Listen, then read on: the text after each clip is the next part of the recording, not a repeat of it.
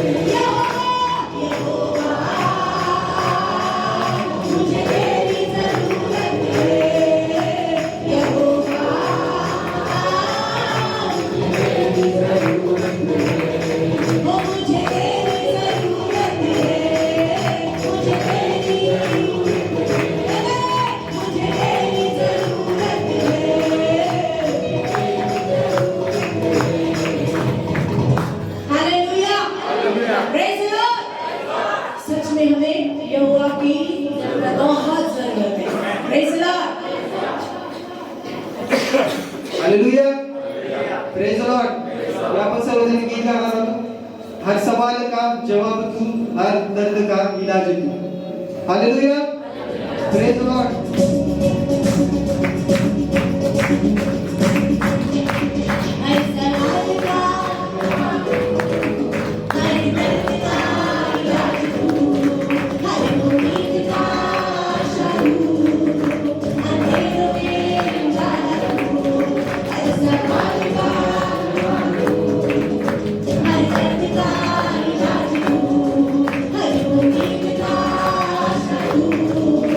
Andero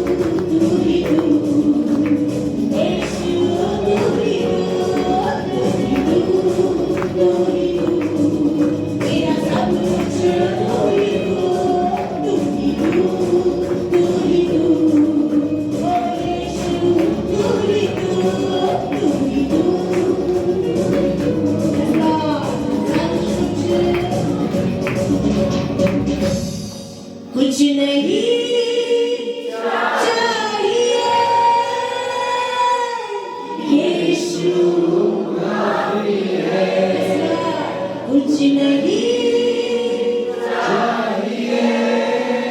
मुझे यीशु काफी है। सब जन मिलकर कहेंगे कुछ नहीं मुझे यीशु काफी है। कुछ नहीं सिर्फ यीशु काफी है। तू ही तू यीशु तू ही तू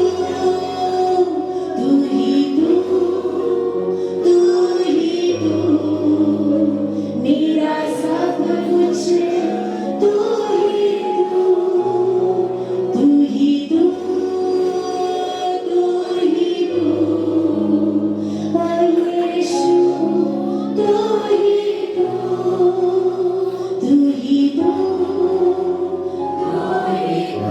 Yes, Lord. सिर्फ यीशु तू ही तू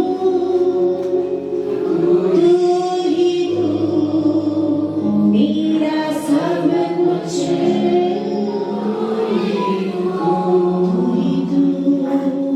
हालेलुया जीसस। हमारे सारे सवालों का जवाब तू है।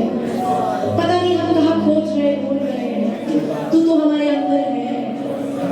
होय प्रभू तू आत आहेस। आम्ही वेड्याचं इकडे फिरतो इकडे शोधतो, पण सगळ्याचं उत्तर आमच्या आतमध्ये नाही। जाने और कोई है नहीं, कुछ भी खास ना मेरा है ना कोई।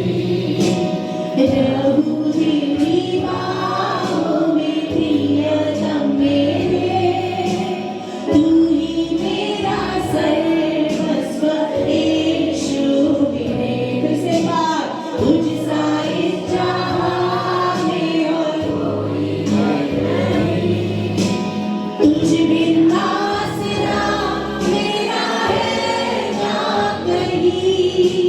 प्रभु तेरी बाहों में प्रियतम मेरे, ओ तू ही मेरा सर्वस्व यीशु मेरे। आराधना आइए अपने हाथों को उठाकर आराधना करेंगे। यीशु मेरे तेरी आराधना आराधना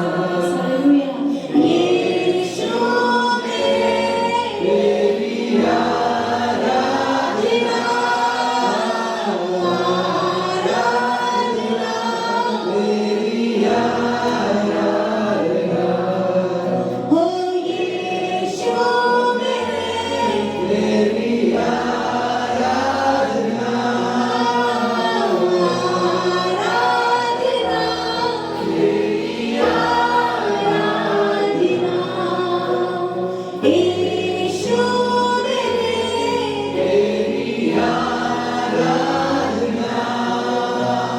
यीशु मेरे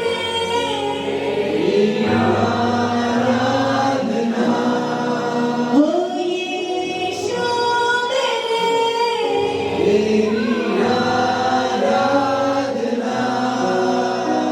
यीशु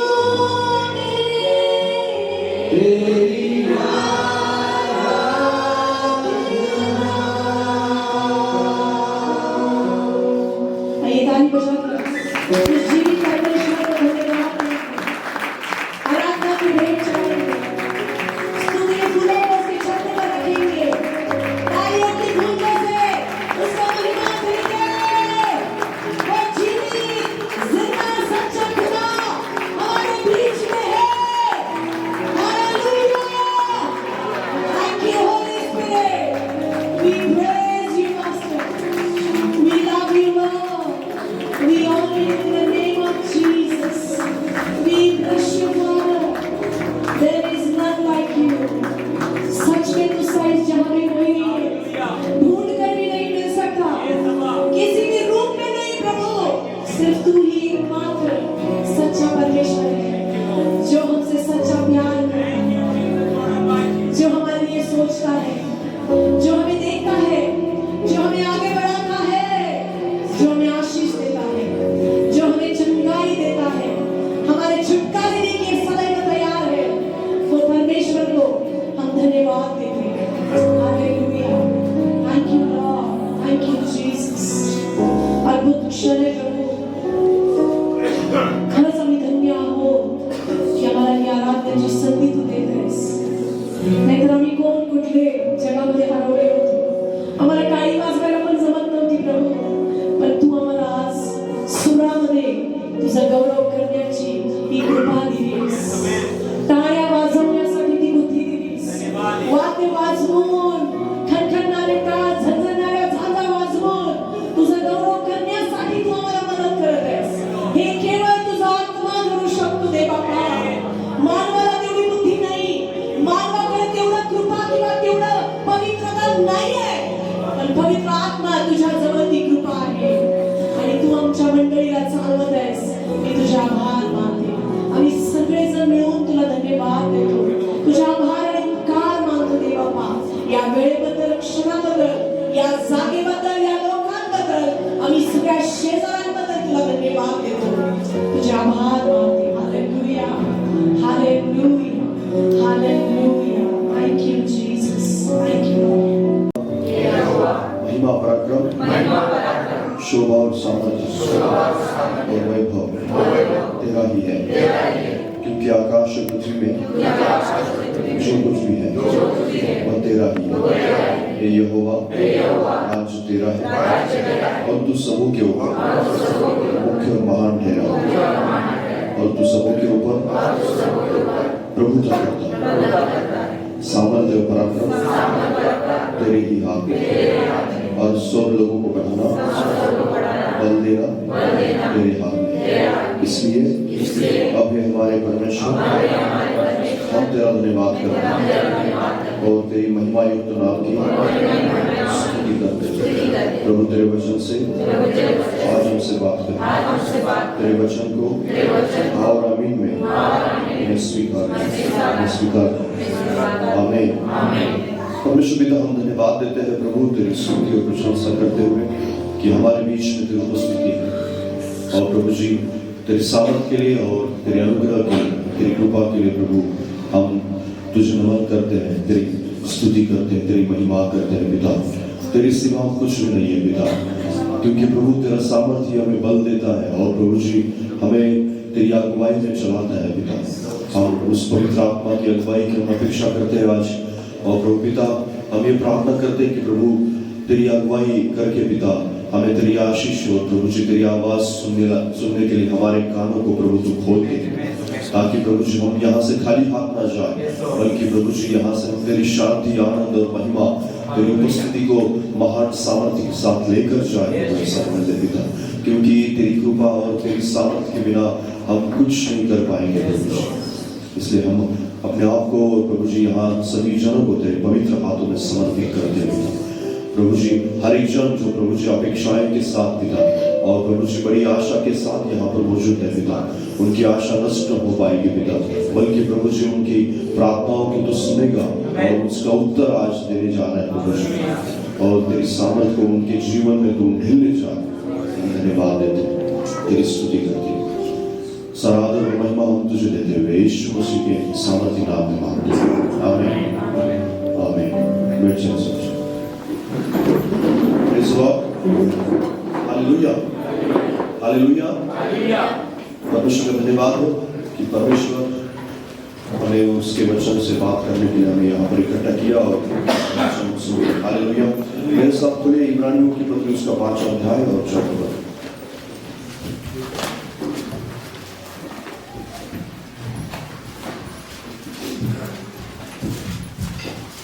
इब्रानियों की पत्री उसका 5वां अध्याय और 14वां पद को हम पढ़ेंगे। आज एक अच्छा विषय है यहाँ पर जो हमें बहुत ही आवश्यक है, उस विषय के बारे में यहाँ पर पढ़ेंगे। तो उस पर वहाँ पर ऐसा लिखा है, हिंदी में मैं पढ़ता हूँ पहले, पर अन्य सयानों के लिए है जिनकी ज्ञानेंद्रिय अभ्यास करते करते भले बुरे के भेद करने के लिए पक्की हो गई है। मराठीमध्ये वाचा। पण ज्यांच्या ज्ञानेंद्रियांना वैवाटीने चांगले आणि वाईट समजण्याचा सराव झाला आहे अशा प्रौढांसाठी जड अन्न आहे। Praise the Lord, hallelujah. जड अन्नाविषयी मी या ठिकाणी नाही सांगणार आहे, पण जड अन्न नेमकं कोणाला चालतं किंवा त्यासाठी आपण काय तयारी केली पाहिजे किंवा आपल्या जीवनाच्या बाबतीत आपण कशा प्रकारे असलं पाहिजे या गोष्टी या ठिकाणी वाचायला मिळतात। आपण जो विषय शिकत आहोत त्या विषयाचं नाव असं आहे सेंसिटिव्ह असणे। सेंसिटिव्ह म्हणजे सचेत होना, हिंदी में उसे सचेत बोलते हैं और मराठी मध्ये त्याला असं म्हटलं जातं की संवेदनशील असणे। मराठी मध्ये संवेदनशील मतलब, हिंदी में सचेत होना और इंग्लिश में सेंसिटिव बोला जाता है। सेंसिटिव मतलब आपने कई बार सुना होगा, देखा होगा, जो कार होती है उसके कई कारों के जो टॉप मॉडल होता है उसका टॉप मॉडल में रेन सेंसर वाइपर होती है। रेन सेंसर वाइपर मतलब जब भी उस कांच पर, जो ड्राइवर के सामने जो कांच रहता है, उस कांच पर जब भी पानी आता है, बारिश गिरती है, झट से एक ही सेकंड में वो वाइपर क्या होता है, ऑटोमेटिक शुरू हो जाता है।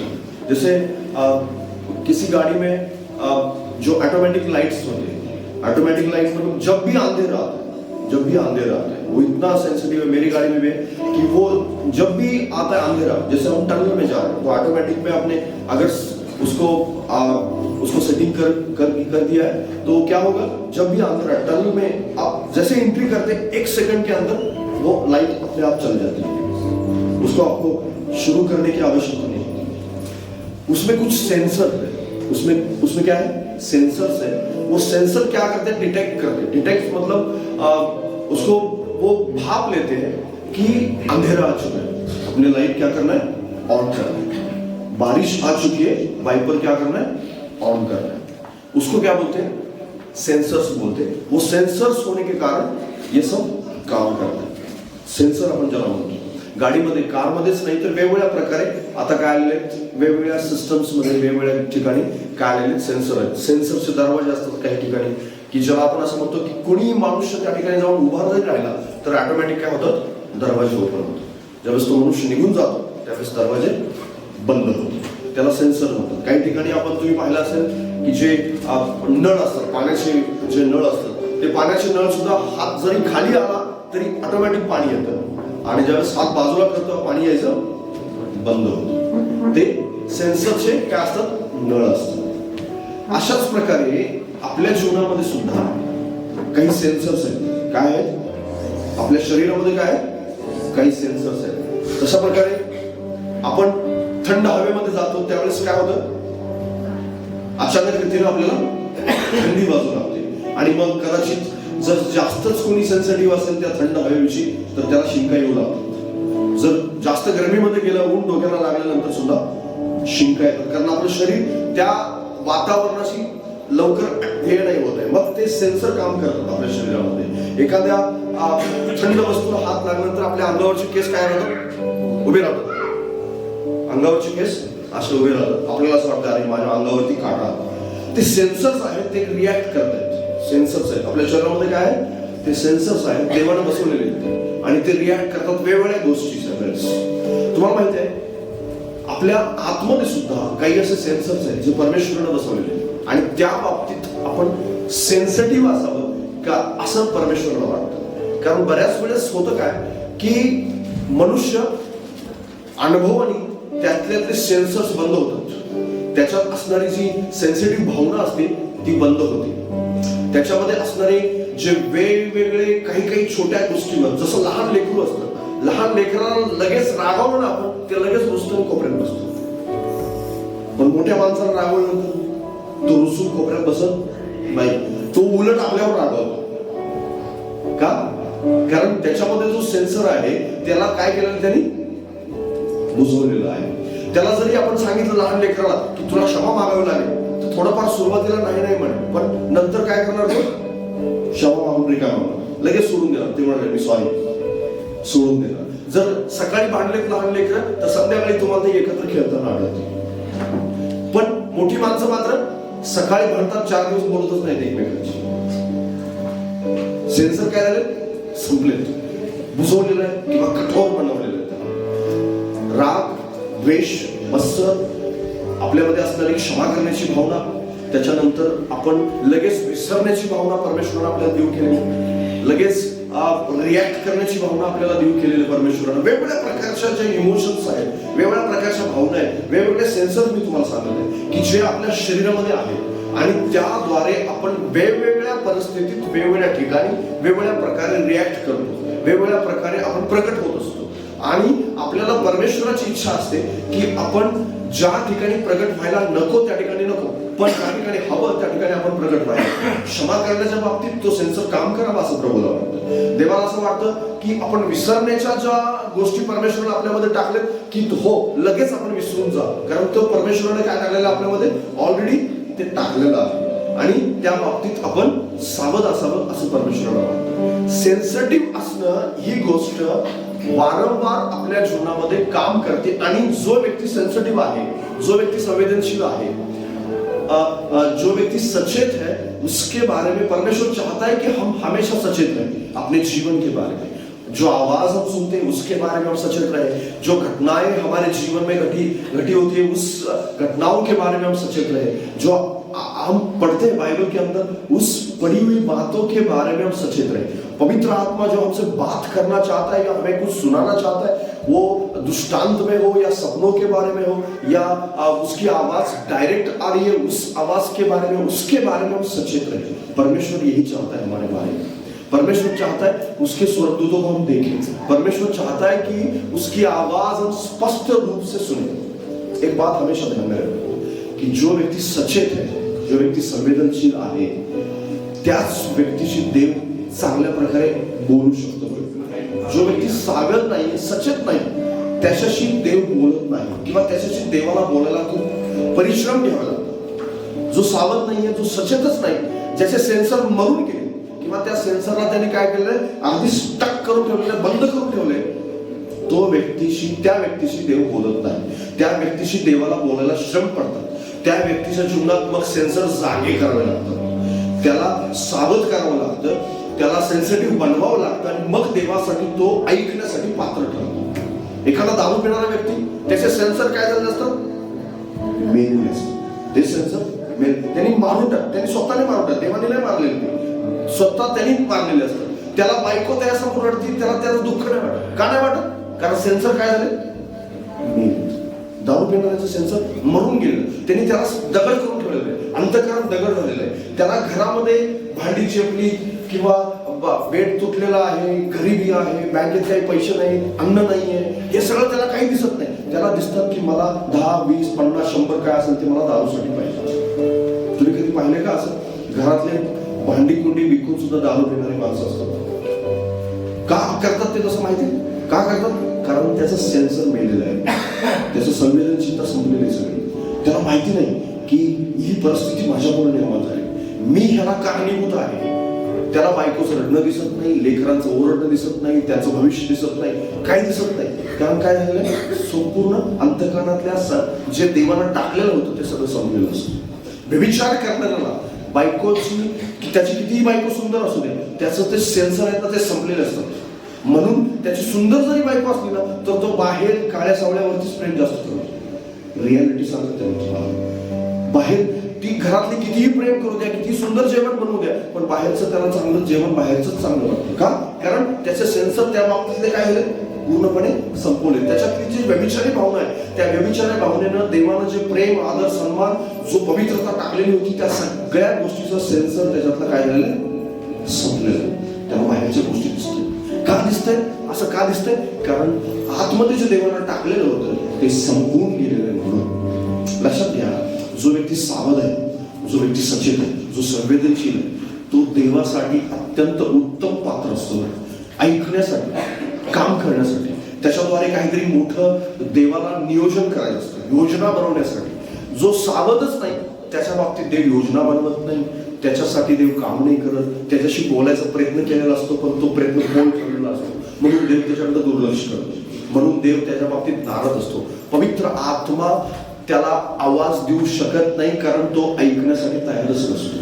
त्याला स्वतः ते मारलेलं असतं. आज तुम्हाला ते शोधायचं की मी त्या प्रौढतेपर्यंत, जसं वचन वाचलं ना आपण, की मी प्रौढतेपर्यंत तिथं जात आहे का, किंवा जे ऐकण्यासाठी देव मला उत्सुक आहे, जे ऐकवण्यासाठी ते उत्सुक आहे, ते ऐकण्यासाठी मी माझ्या मनाची तयारी ठरलेली आहे का, माझ्यातले सेन्सर जागृत आहेत का. रोज सकाळी उठल्यानंतर ते जागृत असतात. त्याला आपण पूर्णपणे, ज्याला आपण म्हणतो ना, ज्याला टोक करावं लागतं. एखादी पेन्सिल जी असते ना, ती चांगली प्रकारे लिहिण्यासाठी तिचं टोक सतत काय होतं बरं, तुटत असतं. परत त्याला शार्पनर करावं लागतं, परत शार्पनर करावं, आणि शार्पनर केल्यानंतर परत लिहिण्यासाठी ती योग्य बनते. तसंच आपल्या अंतःकरणाला सुद्धा रोज शार्पनर करावं लागतं, रोज त्याला टोक करावं लागतं, रोज त्याला जागृत करावं लागतं. आणि मग संध्याकाळी होईपर्यंत हळूहळू काय होतं, ते संपतात. आपण म्हणतो ना, मी थकलेलो आहे, मी कंटाळलोय, मला आता झोपेची गरज. म्हणजेच काय, ते आता टोक संपलेलं आहे. आता परत सकाळी उठल्यानंतर परत एकदा नवीन चालणार, संध्याकाळी परत हळूहळू काय होते, ते एनर्जी संपत जाते. तशाच प्रकारे माणसाच्या आत्मिक जीवनात सुद्धा गोष्ट आहे. माझ्या बरोबर वाचा, वचन वाचल्यानंतर हळूहळू तुम्हाला मी स्पष्टीकरण देत आहे, त्या गोष्टी समजत जातात. इफिस्करास पत्र 4 अध्याय 12 वचन.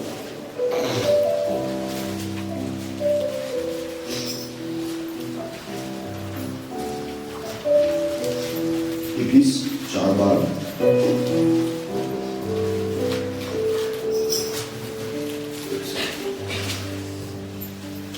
जिससे पवित्र लोग सिद्ध हो जाए और सेवा का काम किया जाए और मसीह की देह की उन्नति पाए. हाँ, बरोबर वाचा. ते ह्यासाठी की त्यांनी पवित्र जनास सेवेच्या कार्याकरिता व ख्रिस्ताच्या शरीराची रचना पूर्णतेस नेण्याकरिता सिद्ध करावे. Hallelujah, praise the Lord. मी तुम्हाला ह्या गोष्टी शिकवत आहे किंवा देव तुम्हाला हे सांगत आहे. कशासाठी सांगत आहे? कारण तुम्हाला त्याला पवित्र कार्यासाठी नेमायचं आहे, पवित्र कार्यासाठी तयार करायचं आहे. तुम्ही असं समजत असाल, आज मी जे तुम्हाला सांगणार आहे ते केवळ पालकासाठी आहे असं तुमचा गैरसमज होण्याची शक्यता आहे. पण हे पालकासाठी केवळ नाहीये बरं, हे देवाची सेवा करणाऱ्यांसाठी नाही, अशा प्रत्येक माणसासाठी आहे की जे देव, ज्याला असं वाटतं की देवाने माझ्याशी बोलावं, ज्याला असं वाटतं देवाने माझ्या जीवनात काम करावं, ज्याला असं वाटतं की देवाने मला आशीर्वाद द्यावा, ज्याला असं वाटतं की देवाच्या नजरेतला मी एक प्रिय व्यक्ती असावा, अशा प्रत्येकासाठी आहे. जो देवाच्या नजरेत प्रिय आहे तो सेन्सिटिव्ह असतो. बाजूला सांगा, जो देवाच्या नजरेत प्रिय आहे तो सेन्सिटिव्ह असतो.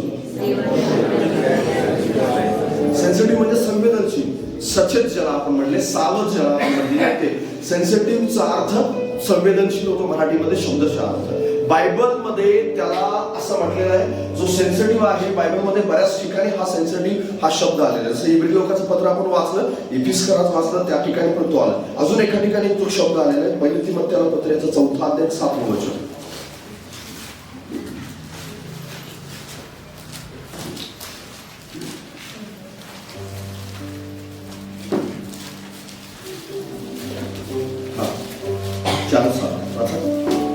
अनितीच्या वायाच्या कहाण्यापासून दूर राहा आणि सुभक्ती विषयी कसरत कर. Praise the Lord. काय सांगितलंय? अनितीच्या आणि आयाबायांच्या कहाण्यापासून दूर राहा आणि सुभक्तीचे काय कर, कसरत कर. सुभक्ती आणि सेन्सिटिव्हपणा याला समानार्थी लिहिलेलं आहे इब्री भाषेत. या ठिकाणी जे ट्रान्सलेशन आहे ते ट्रान्सलेशन थोडंसं वेगळं आहे. सेन्सिटिव्ह असण्या बाबतीत कसरत कर असं सांगितलेलं आहे त्या ठिकाणी. सेन्सिटिव्ह असण्याच्या बाबतीत कसरत कर. बाजूला सांगा, सेन्सिटिव्ह असण्याच्या बाबतीत कसरत कर. आता कशी कसरत करायची सेन्सिटिव्ह असण्याच्या बाबतीत? कारण इब्री भाषेतलं मी ट्रान्सलेशन वाचलं त्या वचनांचं. हे 2-3 वचन जे अगोदर मी आपण वाचले, इफिसकरांचं पत्र 4:12 आणि त्याच्यानंतर 1 तिमोथी 4:7 आणि इब्री 5:14 या ठिकाणी हा सेन्सिटिव्ह वेगवेगळ्या अर्थाने असा शब्द आलेला आहे. पण त्याचं ट्रान्सलेशन जे आहे ते या ठिकाणी मराठीमध्ये वेगळं केलेलं आहे. पण बऱ्याच ठिकाणी त्याचं ट्रान्सलेशन असं होतं, सुभक्ती किंवा देवाच्या बाबतीत सावध असणारा व्यक्ती किंवा देवाच्या बाबतीत संवेदनशील असणारा व्यक्ती, त्याला काय म्हटलेलं आहे? सेन्सिटिव्ह म्हटलेलं आहे. पण काही ठिकाणी सुभक्ती आलेलं आहे, काही ठिकाणी वेगवेगळ्या प्रकारचा शब्द आलेला आहे. पण इब्री भाषेत मात्र त्याचं भाषांतर अशाच प्रकारे होतं की तुम्ही संवेदनशील असलं पाहिजे. बाजूला सांगा, तू संवेदनशील असला पाहिजे. बऱ्याच लोकांना मी संवेदनशील पाहत नाही बरं. ते काय, अंतःकरण कठोर असलेलं अंतःकरण आहे. आणि स्त्रिया जास्त संवेदनशील असतात, पुरुष कमी संवेदनशील असतात. Praise the Lord. मी पण पुरुष आहे, मला चांगल्या प्रकारे पाहतो. पुरुष काय असतात? कमी संवेदनशील असतात. स्त्रिया जास्त संवेदनशील असतात, जास्त सेन्सिटिव्ह असतात. कारण त्यांना काय जरा बोललं ते लगेच रडतात. ते सेन्सिटिव्ह आहेत म्हणून लगेच रडतात. ते जास्त लगेच रिॲक्ट करतात. याचं कारण काय असतं माहिती आहे? कारण ते जास्त सेन्सिटिव्ह आहेत. आपण लगेच रिॲक्ट नाही करत, आपण शांत बसतो किंवा रिॲक्ट झालं तर अतिशय मोठ्या प्रमाणामध्ये रिॲक्ट करतो, कारण आपण जास्त सेन्सिटिव्ह नाही. म्हणून पुरुषांच्या बाबतीत सांगते मी तुम्हाला. पण पुरुष असेल अथवा स्त्री असेल, आपण सगळ्यांनीच सेन्सिटिव्ह बनायला हवं. हालेलुया. आपण सगळ्यांनीच जास्त सेन्सिटिव्ह किंवा जास्त संवेदनशील बनायला हवं. बायबलमध्ये एक व्यक्ती आहे की जो संवेदनशील नव्हता. त्याच्या आजूबाजूला घडणाऱ्या घटना या सगळ्या गोष्टीकडे त्यानं जाणीवपूर्वक दुर्लक्ष केलं. काय काय केलं त्यांनी त्याच्या जीवनात आपण पाहतो. पहिले शमूएलचं पुस्तक याचा 10वा अध्याय 1 आणि 2 वचन.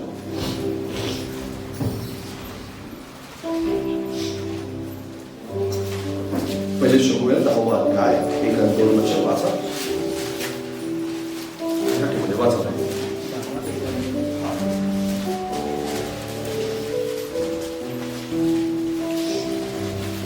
मग शमूएलाने तेलाची कोटी घेऊन शाऊलाच्या मस्तकावर ओतली व त्याचे चुंबन घेऊन त्यास म्हटले, परमेश्वराने तुला हा अभिषेक केला आहे, तो तुझ्या वतनाचा अधिपती व्हावे. म्हणूनच ना, आज तू मज पडून गेलास, म्हणजे बन्यामिनी प्रदेशाच्या सीमेवर सेलस येथे राहिलीच्या थडग्याजवळ तुला 2 पुरुष भेटतील. ते तुला म्हणतील, तू जी गाठी शोधावयास गेला होतास ती सापडली आहे, आणि पहा, तुझ्या बापाने गाढवाची चिंता करावयाचे सोडले आहे. आता त्याला तुझाच घोर लागला आहे. तो म्हणतो, मी आपल्या पुत्रासाठी आता काय करू? मग तेथून पुढे जाताना ताबोरचा एडा वृक्ष तुला लागेल व तेथे 3 मनुष्य बेथेल येथे देवाकडे जाताना तुला आढळतील. त्याच्यातल्या एकाच्या हाती 3 करडे, दुसऱ्याच्या हाती 3 भाकरी आणि तिसऱ्याच्या हाती 1 द्राक्षरसाचा बुद्धा अशी असतील. बस झालं. या ठिकाणी शौलाचं पाचारण आहे. काय आहे शौलाचं पाचारण आहे? शौल हा इस्रायलचा पहिला राजा होता, त्याचं पाचारण या ठिकाणी पाहायला मिळतं. काय काय घडणार आहे त्याच्या बाबतीत हे त्याला शमूएलने सांगितलेलं आहे. आणि तो गाढव शोधण्यासाठी आला होता बापाची, ती घटना तुम्हाला माहिती आहे चांगल्या प्रकारे. त्या पद्धतीने मी जास्त जाणार नाही, तुम्हाला माहिती येते आणि तुम्ही नंतर ते घरी जाऊन वाचू शकताय. तुम्हाला 10वा अध्याय 11-15 पर्यंत शौलाचं पाचारण, त्याचं आज्ञा मोडणं वगैरे ह्या सगळ्या गोष्टी तुम्हाला वाचायला मिळतील. क्लिअर चांगल्या प्रकारे वाचा. कारण जड अन्न कुणासाठी आहे? सेन्सिटिव्ह लोकांसाठी. बाजूला सांगा, जड अन्न सेन्सिटिव्ह लोकांसाठी आहे. बरेच लोक मला म्हणतात आम्ही पवित्र आत्म्याने चालतो. बरेच लोक मला काय म्हणतात, आम्ही कशाने चालतो? पवित्र आत्म्याने चालतो. आणि मागील 2 आठवड्यापूर्वी एक मनुष्य मला भेटला आणि तो मला काय म्हणाला माहितीये, पास्टर मी 2 आठवडे बायबल नाही वाचलो. किती आठवडे बायबल नाही वाचलं? 2 आठवडे. पवित्र आत्म्याने चालणारी माणसं बायबल वाचत नाहीत. जर तुमच्यापैकी तर असं कोण असेल की 2 आठवडे, 1 आठवडा, 4 दिवस जर तुमचं बायबल न वाचता गेले असतील तर सावध व्हा बरं. तुम्ही सेन्सिटिव्ह नाही आहे, तुम्ही संवेदनशील नाही. कारण पवित्र आत्मा तुमच्याशी बायबल मधून बोलतो. हालेलुया. Praise the Lord. पवित्र आत्मा तुमच्यामध्ये आहे म्हणून बेसावध राहू नका, कारण बेसावध माणसांना प्रभू येशू ख्रिस्त स्वर्गात घेऊन जाणार नाही. बाजूला सांगा, बेसावध माणसांना प्रभू येशू ख्रिस्त स्वर्गात नेणार नाही. स्वर्गात जायचंय तर सावध असलं पाहिजे, संवेदनशील असलं पाहिजे. आणि संवेदनशील या ठिकाणी शौल कसा नव्हता या गोष्टी आपण पाहत आहोत. तर गाढव शोधण्यासाठी शौल आला होता, पण शमूएलाचं संभाषण आपल्याला पाहायला मिळतं. तो म्हणतो की गाढवाची चिंता काय करतो, कारण इस्रायलचं सगळी संपत्ती तुझी आहे. त्याच्यानंतर मग शौलाचं पाचारण होतं, शौल राजा बनतो, युद्ध जिंकतो, बऱ्याच गोष्टी घडतात. आणि त्याच्यानंतर अजून एक घटना घडते, आणि ती घटना घडल्यानंतर 15वा अध्याय आणि 9वं वचन जर तुम्ही वाचलं तर तिथं स्पष्टीकरण मिळतं. काय केलं शौलाने? परंतु आगाग पर और अच्छे से अच्छी भेड़ बकरियों, गाय बैलों और मोटे पशुओं, 9वां वचन वाचा है, 15:9, गाय बैलों, मोटे पशुओं और मेमनों और जो कुछ अच्छा था उन पर शाऊल और उसकी प्रजा ने कोमलता की और उन्हें सत्यानाश करना न चाहा, परंतु जो कुछ तुच्छ और निकम्मा था उसको उन्होंने सत्यानाश किया. 15:9 वाचा. तरी पण शौलाने व लोकांनी आगागाला जिवंत राखले. त्याचप्रमाणे उत्तम मेंढरे, बैल, दुष्ट पशु, कोकरे आणि जे जे काही चांगले ते त्यांनी राखून ठेवले. त्यांचा अगदी नाश करावा असे त्यास वाटले नाही. तर जे काही टाकाऊ व कुचकामाचे होते त्यांचाच त्यांनी अगदी नाश केला. तुम्ही 15वा अध्याय 11-12 म्हणजे 10, 11, 12, 13 वाचलं तर तुम्हाला समजेल की देवानी कशा प्रकारे शौलाला राजपदावरून काढून टाकलं. देवाला अनुताप झाला, शौलाला राजा केल्याचा. त्याच्यानंतर शौलासाठी शमूएल कशा प्रकारे शोक करतो वगैरे, ह्या सगळ्या गोष्टी त्या ठिकाणी लिहिलेल्या आहेत. मी तुम्हाला त्यामध्ये डिटेल्स घेऊन जात नाही, पण एक गोष्ट त्या ठिकाणी प्रामुख्यानं आपल्याला पाहायला मिळते. एक गोष्ट प्रामुख्यानं आपल्याला त्या ठिकाणी पाहायला मिळते. ती गोष्ट अशी आहे की शौल हा राजा असताना त्याला काही गोष्टी परमेश्वरानं करायला सांगितलेल्या होत्या, आणि त्या बाबतीत तो सेन्सिटिव्ह राहिला नाही, संवेदनशील राहिला नाही. पहिली गोष्ट म्हणजे काय की तो देवाच्या आज्ञांच्या बाबतीत सेन्सिटिव्ह राहिला. बाजूला सांगा, देवाच्या आज्ञाच्या बाबतीत तो सेन्सिटिव्ह राहिला नाही. देवानं त्याला सांगितलं होतं एका ठिकाणी, देवानं त्याला एका ठिकाणी असं सांगितलं की जा एका अमुक नगराचा नाश कर, आणि नाश केल्यानंतर काय कर, त्या ठिकाणी तुला त्या राजाला मारून टाकायचं आहे. त्यातले धष्ट पुष्ट सगळे जे काही पशु असतील, जे काही सापडले तुला, त्या सगळ्याला मारून टाकायचं. आता त्या काळामध्ये राजाला मारणं, दुष्ट पशूंना मारणं, ह्या सगळ्या गोष्टी गैर मानल्या जात नव्हत्या. आताच्या काळामध्ये जरी ते गैर असलं तरी त्या काळामध्ये ते त्या राजांच्या युद्धामध्ये ते सगळं गैर मानलं जात नव्हतं, आणि ते सगळं त्या ठिकाणी त्याला करायचं होतं. पण त्यांनी काय केलं माहिती आहे, राजाला जिवंत ठेवलं, आणि जे काही बिनकामाचं होतं, जे काही कुचकामाचं ज्याला आपण म्हणतो, ते सगळं मारून टाकलं, आणि जे धष्टपुष्ट आहे ते मात्र तसंच ठेवलं. देवाची आज्ञाच्या बाबतीत तो सेन्सिटिव्ह राहिला नाही. देवानं त्याला जी आज्ञा देऊ केली होती शमूएलाद्वारे, त्या शौलाच्या आज्ञेद्वारे, त्या आज्ञेमध्ये तो सेन्सिटिव्ह नाही. आज जर तुम्ही तुमच्या जीवनामध्ये आज्ञांच्या बाबतीत सेन्सिटिव्ह नसाल तर लक्षात घ्या, पवित्र आत्म्यासमोर तुमचं जे पवित्र आत्मा नेहमी तुमच्यावर रुसलेला असेल. कारण आज्ञा ह्या तुम्हाला सेन्सिटिव्ह ठेवण्यासाठी येत असतात. कारण आज्ञा जो पाळत नाही तो संवेदनशील नाही. लक्षात घ्या, तुम्हाला छोट्या छोट्या आज्ञा असतील किंवा तुमच्यासाठी काही मोठ्या आज्ञा असतील, त्या पाळण्याच्या बाबतीत नेहमी तुम्ही सेन्सिटिव्ह असायला पाहिजे. तुम्हाला ज्याला आपण म्हणतो ना, संवेदनशील असलं पाहिजे, सावध असलं पाहिजे. आणि जे व्यक्ती सेन्सिटिव्ह नाही, मग कदाचित शौलासारखी मोठी आज्ञा तुमच्याजवळ नाही की जा नगराचा नाश कर, हे कर, ते कर, असं सगळं काही तुम्हाला सांगितलं गेलं असेल, पण त्या बाबतीत कदाचित एवढी मोठी आज्ञा नसेल. पण एखाद्या माणसाला तुम्हाला क्षमा करायला सांगितली, ही छोटीशी आज्ञा आहे. एखाद्याला काहीतरी द्यायला सांगितले, ही छोटीशी आज्ञा आहे. एखाद्याचं अपराध विसरून द्यायला सांगितलेलं एक छोटीशी आज्ञा आहे. एखाद्याच्या तुम्हाला चर्चला यायला सांगितलेलं एक छोटीशी आज्ञा आहे. तुम्हाला बायबलमध्ये अमुक अध्याय वाचायला सांगितले, ही छोटीशी आज्ञा आहे. तुम्हाला उपवास करायला सांगितले, एक छोटीशी आज्ञा आहे. ह्या आज्ञा छोट्या छोट्या, या छोट्या छोट्या आज्ञा तुम्हाला पाळता आल्या पाहिजेत. पण काही लोक काय करतात, छोट्या छोट्या गोष्टींच्याकडे खूप जाणीवपूर्वक दुर्लक्ष करतात. ज्या आज्ञा पाळत नाहीत ते संवेदनशील असू शकत नाही. बाजूला सांगा, ज्या आज्ञा पाळत नाहीत ते सेन्सिटिव्ह असू शकत नाही. ज्या आज्ञा पाळतात ते सेन्सिटिव्ह आहेत. कारण त्याला माहिती असतं की मला काय करायचं, देवाने मला काय करायला सांगितले, आणि ते मी करत आहे का कंटिन्यूपणे, हे जर तुम्हाला माहिती नसेल तर तुम्ही कधी सेन्सिटिव्ह असणार नाही. दुसरी महत्वाची गोष्ट काय की देवाच्या सेवकाच्या बाबतीत शौल सेन्सिटिव्ह नव्हतो. देवाच्या सेवकाच्या बाबतीत कधीही तो सेन्सिटिव्ह नव्हता, कारण शमूएलाने त्याला स्वतः पाचारण केलेलं होतं. तुम्हाला माहिती आहे, शौल तर त्या ठिकाणी निघालाच नव्हता, पण शमूएल स्वतः त्याला बोलवतो, त्याच्यासाठी आज्ञा देतो, त्याला वेगवेगळ्या प्रकारच्या गोष्टी सांगतो. शमूएल सतत त्यासाठी प्रार्थना करतो. बायबल सांगतं की शमूएल मरेपर्यंत, त्याच्या स्वतःचा मृत्यू येईपर्यंत तो शौलासाठी शोक करतो. Praise the Lord, hallelujah. एवढा चांगला पास्टर आणि एवढा चांगला देवाला सेवक मिळणं हे अतिशय कठीण आहे, पण ते त्याला मिळालेलं नव्हतं. त्या ठिकाणी कोणी ऑप्शन नव्हतं, पण देवाचे पूर्णपणे अतिशय काटेकोरपणे आज्ञा पाळणारा असा सेवक शौलाजवळ होता. पण त्या सेवकाची शौलाला कधी कदर नव्हती.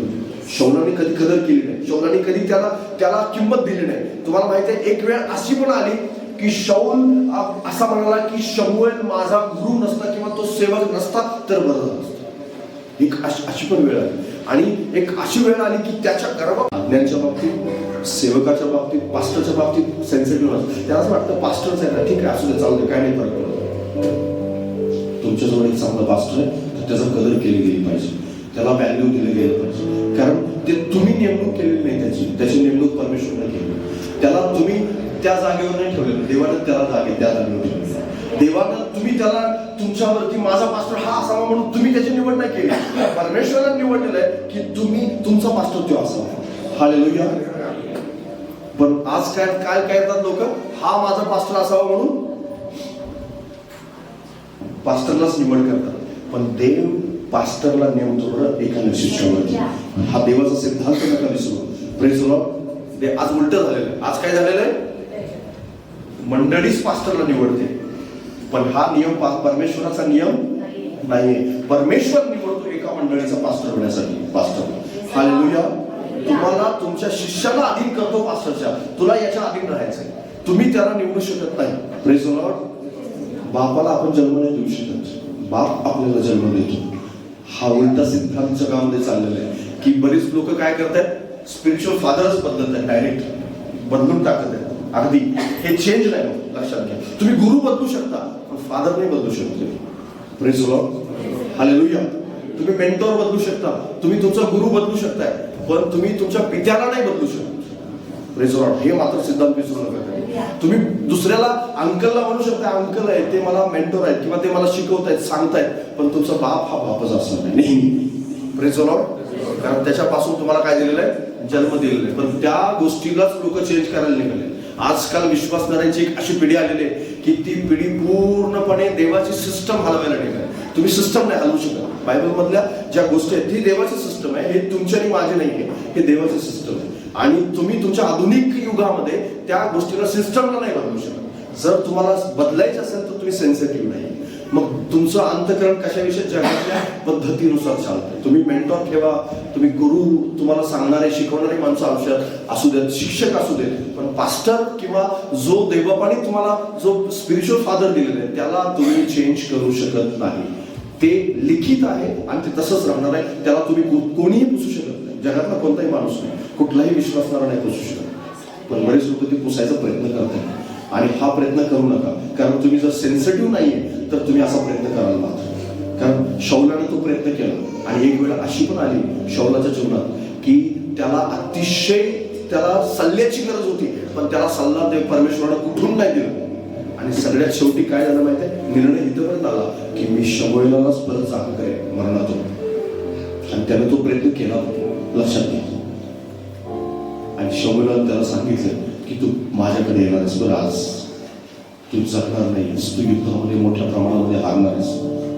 तुम्हाला माहिती आहे, शमूएल सतत त्यासाठी प्रार्थना करत होता. देवाने स्वतः शमूएलला सांगितलं, आता शौलासाठी शोक करायचं बंद कर आणि चल मी तुला सांगतो, नवीन देवाचा राजा म्हणून मी दुसऱ्याची निवड केली, त्याची निवड कर, त्याचा अभिषेक कर. Praise the Lord. हालेलुया.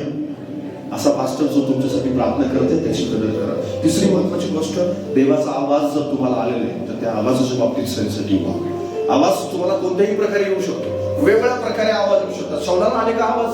शौलाशी देव बोलला का वारंवार? हो, वारंवार देव बोलला. शमूएलाद्वारे बोलला, देवाच्या आत्म्याद्वारे बोलला. कारण शौलामध्ये काय होता? देवाचा आत्मा होता. बायबल सांगतं की एक वेळ शौलाला देवाचा आत्मा सोडून गेला, पण सोडून जाण्यापूर्वी तो त्याच्यामध्येच होता. जर सोडून गेला नव्हता तर त्याच्यामधला तो आत्मा सतत त्याशी बोलत होता की तुला हे करायचं, तुला हे करायचं, तुला हे करायचं, तुला हे करायचं. त्या आवाजाकडे त्यांनी दुर्लक्ष केलं. शमूएलाच्या आवाजाकडे दुर्लक्ष केलं. आवाजाकडे ज्यावेळेस तुम्ही दुर्लक्ष करता त्यावेळेस अशी वेळ येते की तो आवाज निघून जातो आणि तुम्ही बोलत तरी येत नाही. तुम्हाला ज्यावेळेस सल्ला देतात कोणीतरी, तुम्हाला कोणीतरी सांगतं, तुमचा मित्र सांगत असेल, घरातली बायको सांगत असेल, नवरा सांगत असेल, तुम्हाला देवाचा सेवक सांगत असेल, चर्चमधून तुम्हाला संदेश वगैरे काहीतरी आवाज येत असेल आणि तुम्ही कुठून तरी संदेश ऐकला त्याच्यातून आवाज येत असेल, कुठून तरी काहीतरी परमेश्वर एखादा छोटासा तरी क्लिप तुमच्या डोक्यात टाकत असेल 100%. कारण जर तुम्ही चर्चमध्ये येताय, येशूला स्वीकारलं, देवाच्या वचनावर चालता, तर सतत तो तुम्ही योग्य रस्त्यावर राहावं यासाठी सतत तो प्रयत्नशील असतो. त्याची इच्छा असते की तुम्ही ट्रॅक सोडून जाऊ नये, तो ट्रॅक धरून राहावा यासाठी तो सतत काहीतरी आवाज तुमच्या कानावर टाकतो. सतत काहीतरी त्या आवाजाकडे दुर्लक्ष लागतं. ऐकून त्या आवाज ऐका, त्याप्रमाणे करा. कारण तुम्हाला तो आवाज जर तुम्ही वारंवार दुर्लक्ष करत राहिले तर एक दिवस आवाज बंद होईल आणि बंद झाला तर तो परत आणणं खूप मुश्किल आहे. तो अवघड आहे, तो येत नाही परत. त्याला तुम्ही प्रयत्नपूर्वक मग तुमच्यासाठी त्यासाठी तुम्हाला प्रयत्न करावा लागेल. समर्पण, फास्टिंग, त्यासाठी मग जाणीवपूर्वक देवाच्या चरणाजवळ बसणं, वारंवार देवाला विनंती करणं. कारण बायबलमध्ये अशी बरीच लोक आहेत, जसं इस्रायल लोकांचं उदाहरण आपण पाहतो. तुम्हाला माहिती आहे 400 वर्ष अशा हट्टीपणामुळे देव इस्रायलशी बोलला नाही. बायबल सांगतं त्याला मौन युग म्हटलेलं आहे. की कसलं युग म्हटलेलं आहे? मौन युग. मौन युग म्हणजे देव बोलत नव्हता, देव गप्प राहिला. जगायचं तसं जगू दिलं लोकांना. तुम्ही कसंही जगा, बायबलमध्ये लिहिलेलं असतं की लोकांना त्यांनी त्याच्या म्हणण्यावर सोडून दिलं की तुम्हाला काय करायचं करा, पाप करा, पुण्य करा, काय करायचं करा, आणि मग नंतर मी झाडा घेत नाही तुझं. आणि देव बोललाच नाही. तुम्हाला माहिती आहे 400 वर्षानंतर डायरेक्ट परमेश्वर जखर्याशी बोलला. योहान जो बप्तिस्मा करणारा योहान आहे त्याच्या वडिलाशी, जखर्या याजकाशी. त्या 400 वर्षामध्ये लोक मंदिरात पण जात होते, अर्पण पण करत होते, समर्पण पण करत होते, सगळं करत होते, पण देव बोलत नव्हतं. मग बऱ्याच लोकांचं असं झालं, आवाजाकडे दुर्लक्ष केलं. मग काय केलेलं लोकांनी, देवाने काय केलं, त्यांच्याकडे दुर्लक्ष करून टाकले. त्यांच्याशी देव काय बोलत. मग ते चर्चमध्ये येतात, बायबल पण वाचतात, प्रार्थना पण करतात, काही करतात, पण देव बोलत नाही. बऱ्याच लोकांचं, अशा बऱ्याच लोकांचे जुने जे लोक असतील त्यांच्याकडे पाहतो मी, त्यांच्याशी देव बोलत नाही. त्यांना कधी म्हणलं ते तुमच्याशी लास्ट कधी बोलला, त्यांची एकतर्फी प्रार्थना असते. नेहमी ते काय करतात, देवाशी बोलतात, पण देव त्यांच्याशी कधी बोलत नाही. का नाही बोलत? कारण ज्यावेळेस बोलत होता त्यावेळेस त्यांनी त्याचं कधी ऐकलं नाही. आवाजाच्या बाबतीत सेन्सिटिव्ह राहा. आवाज ज्यावेळेस येईल ते लिहून ठेवा, त्याच्यावर मनन करा. देव असं का बोलला असेल, कारण ते तुम्हाला कठीण वाटेल, पालन करायला कठीण असतं. देवाचा आवाज असाच उगीच परमेश्वर तुम्हाला ज्या सोप्या गोष्टी असतील त्याच ठीक आहे, पण ज्यावेळेस अवघड काहीतरी सांगतो ना तर ते पाळायला खूप कठीण असतं. त्यावेळेस अडचण येते, त्यावेळेस आपण ते करू शकत नाही. मग ज्यावेळेस कठीण वाटतं त्यावेळेस देवाला मदत मागा, देव मदत करेल. Praise the Lord. देवाला सहाय्य करा. कारण देवानं जर एखादी गोष्ट करायला सांगितली तर ते करण्यासाठी सहाय्य करणारा कोण आहे? परमेश्वरच आहे. हालेलुया. दुसरा कोणी सहाय्य करणार? मनुष्याच्या सामर्थ्याने, मनुष्याच्या शक्तीनं देवाचं म्हणणं आपण पूर्ण करू शकत नाही. त्याचं म्हणणं पूर्ण करायचं त्याच्या शक्तीने करा. हालेलुया. आणि म्हणून आवाजाच्या बाबतीत सेन्सिटिव्ह असा. चौथी महत्वाची गोष्ट म्हणजे काय, की त्याचं पद आणि त्याच्या आशीर्वादाच्या बाबतीत तो सेन्सिटिव्ह नव्हता. होता का सेन्सिटिव्ह? त्याच्या पदाच्या बाबतीत तो कोण होता? तो राजा होता. तुम्ही कोण आहात? Praise the Lord. तुम्ही कोण आहात? हालेलुया. वाचा तुम्ही, वाचा वचन, वाचा तुम्ही कोण आहात ते तुम्हाला माहिती नाही. पेत्राचं पहिलं पत्र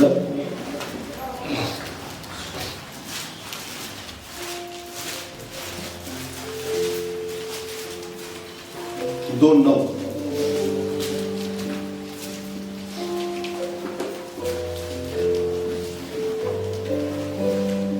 वाचा मराठीमध्ये बदल. पण तुम्ही तर निवडलेला वंश, राजकीय याजक, पवित्र राष्ट्र, देवाचे स्वतःचे लोक असे आहात, यासाठी की ज्याने तुम्हाला अंधारातून काढून आपल्या अद्भुत प्रकाशात पाचारण केले, त्याचे गुण तुम्ही प्रसिद्ध करावे. Hallelujah. Hallelujah. Praise the Lord. Praise the Lord. कोण आहात तुम्ही? निवडलेला वंश, राजकीय याजक. हालेलुया. बाजूला सांगा, तू निवडलेला वंश आणि राजकीय याजक आहे. किती लोकांना वाटतं की मी आज केवळ पालकासाठी आपल्याला संदेश सांगत आहे, शाऊल राजा होता त्यासाठी तो संदेश आहे. नाही, तुम्हा प्रत्येकासाठी. हालेलुया. कारण तुम्ही प्रत्येक जण निवडलेले याजक आणि राजकीय वंश आहात. हालेलुया. आणि सर म्हणून ते तुम्हा प्रत्येकासाठी आहे. तुम्ही जर निवडलेले आहात, तुम्ही जर राजकीय वंश आहात, तुम्ही जर पवित्र लोक आहात, तर तुमच्यासाठी हा संदेश आहे की तुम्ही सेन्सिटिव्ह असायलाच पाहिजे. आणि तुमचं पद आहे, ते तुमचं काय आहे, ते पद आहे. ते पद सैतानाला, तुमच्या बुद्धीला, तुमच्या विचाराला, तुमच्या शरीराला, तुमच्या शेजाऱ्याला, तुमच्या नातेवाईकाला, तुमच्या मित्राला हिरावून घेऊन जाऊ देऊ नका. Praise the Lord. हालेलुया. काही लोकांचं पद मोबाईल हिरावून घेऊन चाललंय. काही लोकांचं पद जे आहे त्यांच्यापासून, काही लोकांचं पद जे आहे त्यांचे नातेवाईक घेऊन चालले. त्यांचे नातेवाईक सहज एखादी ट्रिक त्यांना टाकतात त्यांच्या डोक्यामध्ये आणि ते लगेच बघतात. ते विसरतात की आम्ही पवित्र लोक आहोत. ते विसरतात की आम्ही राजकीय याजक आहोत. आम्ही राजकीय याजक आहोत. विसरले तुम्ही? बऱ्याच लोकांना मी विसरताना पाहिलेलं आहे. जुने 10 वर्षापासून विश्वासाऱ्यांना एक छोटासा नातेवाईकांच्या त्या दबावाला बळी पडतात आणि ते विसरतात की आम्ही पवित्र आहोत. अपवित्र गोष्टी त्यांच्या घरात होताना मी पाहतो. ते सेन्सिटिव्ह नाही म्हणून अपवित्र गोष्टी त्यांच्या घरात होतात. ते सेन्सिटिव्ह नाही म्हणून अपवित्र लोकांच्या बुद्धीला बळी पडतात. त्यांचं पदच विसरतात ते. अरे मी देवाचा माणूस आहे आणि देवाचा माणूस इथं बसू शकत नाही. मी देवाचा व्यक्ती आहे. मी राजकीय याजक नाही. यांच्यासोबत माझं संभाषण लिमिटेड असलं पाहिजे. काही त्याला मर्यादा असल्या पाहिजे. मी राजकीय याजक आहे तर यासोबत माझं रिलेशन लिमिटेड असलं पाहिजे, मर्यादा असली पाहिजे. मी या मर्यादेच्या बाहेर या व्यक्तीसोबत रिलेशन ठेवू शकत नाही. हा सेन्सिटिव्हपणाचा भाग आहे. लक्षात घ्या. हा सेन्सिटिव्हपणा नसेल काही ना चालतं. असे चालते जे विश्वासणार आहेत ना, चालते त्यांना येशू ते म्हणाल तू मी तुला ओळखत नाही. का? कारण सेन्सिटिव्हच नाही ते. त्यांना ते असेल ते पदच विसरले. त्यांना देवाने काय देऊ केलं तेच विसरले. अहो तुमच्याजवळ काही काय नसणार पण तुम्ही राजकीय याजक करा. हालेलुया. तुमच्या खिशात 1 रुपया नसणार पण तुमच्याजवळ देव आहे. उद्या तुम्ही करोडपती आहात. Praise the Lord. हालेलुया. बऱ्याच लोकांना हेच समजत नाही की ते राजकीय याजक आहेत. बऱ्याच लोकांना हेच कळत नाही की ते पवित्र लोक आहेत. तुम्हाला विश्वासणारा म्हणून तुम्ही पवित्र लोक आहात. तुमच्या आजूबाजूच्या लोकांना याची जाणीव होऊ द्या की तुम्ही राजकीय याजकगण आहात. देवाचे पवित्रते तुम्ही आहात आणि तुम्ही वेगळे आहात हे सिद्ध करून दाखवलं पाहिजे. ते तुम्ही वेगळे आहात तुमच्या बोलण्यातून होत नाही, तुमच्या वागण्यातून होणार नाही.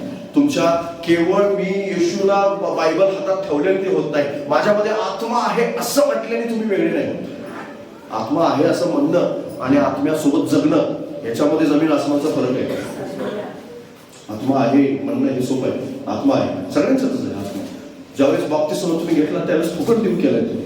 त्यात बाबतीत काही शंका नाही आहे. मला आहे तुमच्या तर तो जागृत आहे का? तो बोलतो का तुमच्याशी? त्या बाबतीत तुम्ही सेन्सिटिव्ह आहे का? त्याला विझवलं. जर विझवलं असेल तर तुम्ही पद विसरला.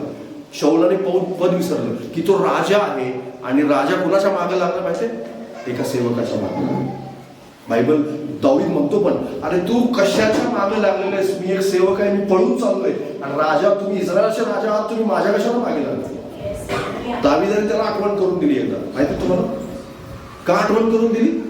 कारण राजा मूर्खपणा करत होता म्हणून त्याला समजत नव्हतं की राजा आहे मी. राजा असून त्याने याजकाला मारून टाकलं. माहिती आहे बायबलमध्ये लिहिलेलं आहे. याजकाला, देवाच्या याजकाला मंदिराच्या बाहेर काढून मारून टाकलं. का मारले? कारण त्याचं पद विसरलं होतं. तो कोणत्या पदावरती आहे हे विसरलं. तुम्ही कोणत्या पदावर आहात हे विसरू नका.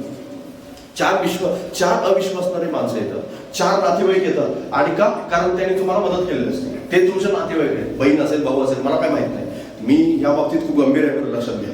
तुम्ही अजिबात त्याच्या बाबतीत हे करू नका. तुम्ही असं म्हणू नका नाही पास्टर काय आम्हाला नातेवाईक सोडायला सांगतात का? नाही. आता तो माणूस दारू पिणारा तो तुम्हाला काय सांगणार? त्यांनी त्याच्या जीवनामध्ये काहीच आयुष्यात व्यवस्थित केलेलं नाही. त्याचं स्वतः तो समस्येत आहे आणि तो तुम्हाला म्हणतोय काय देवावर प्रेम करतोय. आणि हा देवावर प्रेम करणारा पवित्र मनुष्य त्या जीवनामध्ये त्याच्या सगळं बिघडलेलं आहे, त्याच्या अधीन होतो आणि त्याच्या म्हणण्यासारखं करतो. मग पद विसरलो कोण? तो की तुम्ही? विश्वासणाऱ्यांचं गोष्ट करतोय तुम्ही, अविश्वासणाऱ्यांच नाही. अविश्वासणाऱ्यांचा विषय सांगत नाही. अविश्वासणारे करतात त्याला काही विषय ते काही आहेत जुन्या जीवनामध्ये.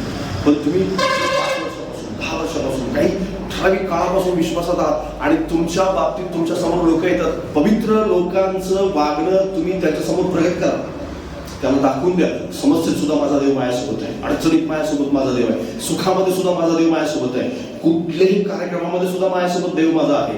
माझा देव माझ्यापासून लांब गेलेला नाही, मी पवित्रच आहे आणि पवित्रच राहणार. Praise the Lord. मी राजकीय याजकगण आहे आणि राजकीय याजकच राहणार. माझं पद मी सोडणार नाही. Praise the Lord. तुम्हाला असं वाटतं जर मी साधारण विश्वासदार आहे, नाही, तुम्ही देवाच्या नजरेत खूप उच्च आहात. हालेलुया. बायबल सांगतं योहान बाप्तिस्मा करणारा योहान इतका मोठा होता, पण येशू ख्रिस्त त्याने काय सांगितलं मी त्याचं स्पष्टीकरण दिलं. येशू म्हणाला की स्वर्गामध्ये जो कनिष्ठ आहे याच्यापेक्षा उंच आहे.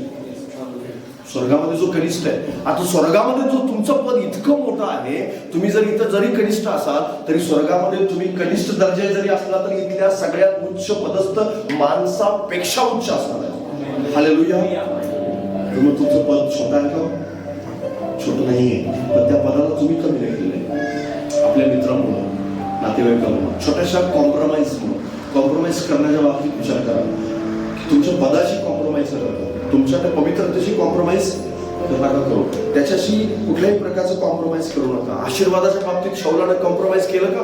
आशीर्वाद दिले होते देवबापाने त्याला. सगळं त्याला सांगितलं होतं शमूएलाने की सगळी संपत्ती इस्रायलची कोणाची आहे? तुझीच आहे. 3 गाढव शोधायला निघालेलास पण सगळी संपत्ती तुझीच आहे आणि कुठल्याही प्रकारे तुला काळजी करण्याची गरज नाही. आणि तुम्हाला माहिती आहे सगळी संपत्ती त्याची होती. राजा जे सांगेल ते सगळं काही करत, पण हे सगळे आशीर्वाद तुच्छ लेखले त्या बाबांनी. काहीच नाही, सगळे आशीर्वाद देवबापांनी काढून घेतले. आणि बायबल सांगतं तुझ्या सेवकाला दिले जातात. तुझ्यासोबत जो शेजार आहे तुझा चांगला, त्याला मी देव केलेलं आहे. तुला ते तुझ्याजवळ राहणार नाही. का असं झालं? कारण शौल सेन्सिटिव्ह नव्हता, शौल संवेदनशील नव्हता. तुम्ही सेन्सिटिव्ह आहात का? बायबलमध्ये अजून एक व्यक्ती आहे की जो सेन्सिटिव्ह राहिला नाही, त्याचं नाव आहे अहरोन. माझ्याबरोबर निर्गमाचं पुस्तक 32वा अध्याय. निर्गम 32:2 पासून 4 पर्यंत.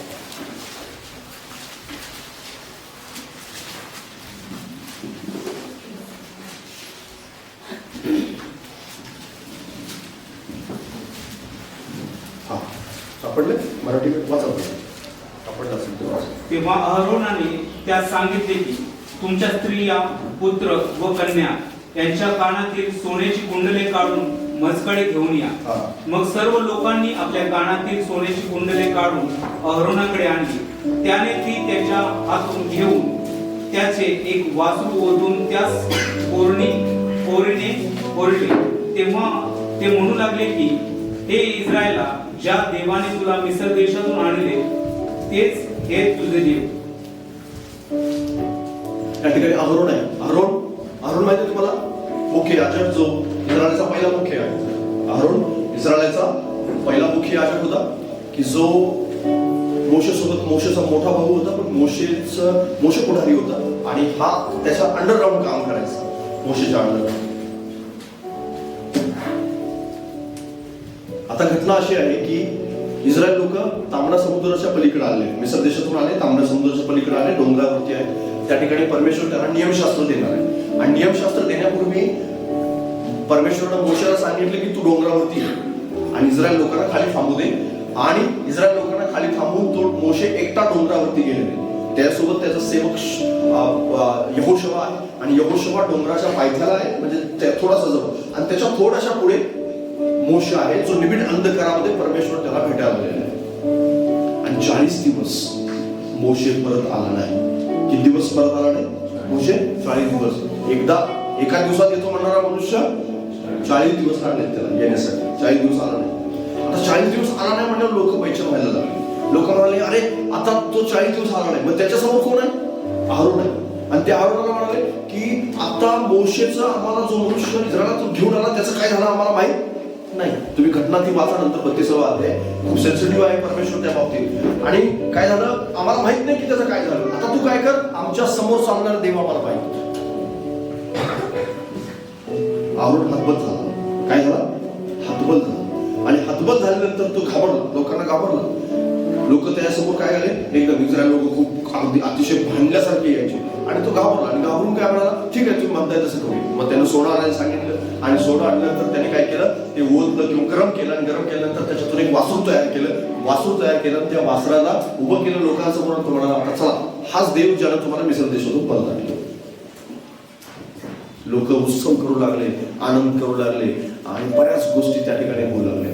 इकडं मोशेला कळालं, परमेश्वराला तर आवाजच कळालं आणि परमेश्वर मोशेला म्हणाला की ज्या लोकांना मी घेऊन आलो ना ती लोक बिघडलेले आहेत, जा त्या सगळ्या पाट्या घेऊन खाली लवकर जा आणि ते बिघडले त्यांना ठीक कर.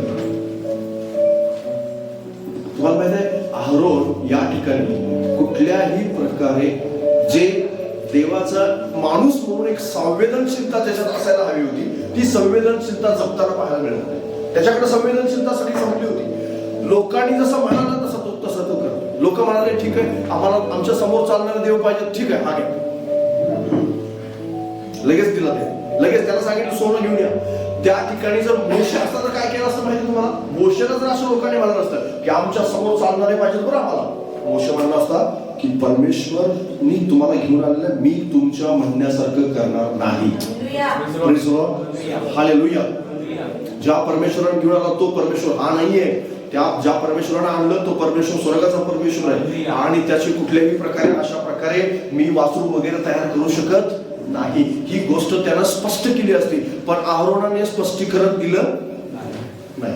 अहरोन शांत राहिला. अहरोन आणि लोकांच्या दबावात तो जे सेन्सिटिव्ह नसतात ना ते लोकांच्या काय येतात, दबावात येतात. बाजूला सांगा, जे सेन्सिटिव्ह नसतात ते दबावात येतात. माझ्यावर दबाव नाही, हो माझ्यावर पण दबाव होता. माझ्या पत्नीवर दबाव नव्हता, हो होता.